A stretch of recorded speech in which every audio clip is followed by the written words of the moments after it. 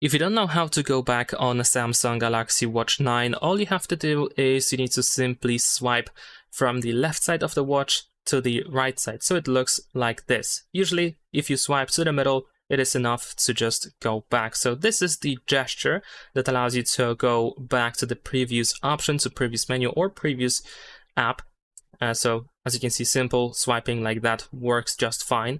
However, if you don't like this swipe gesture, you can also use the back button, which is here, at least if you wear your watch this side over here. If you have buttons on the right side, then you can press the back button to just go back to the previous screen, to the previous option.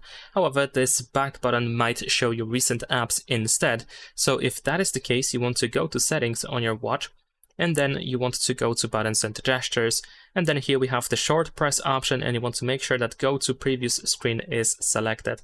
So then you can use this button at any point to just simply go back until you have the watch face. Of course, if you perform the back gesture on the watch face, then you will just show notifications instead. And that's pretty much it. Leave a like and subscribe.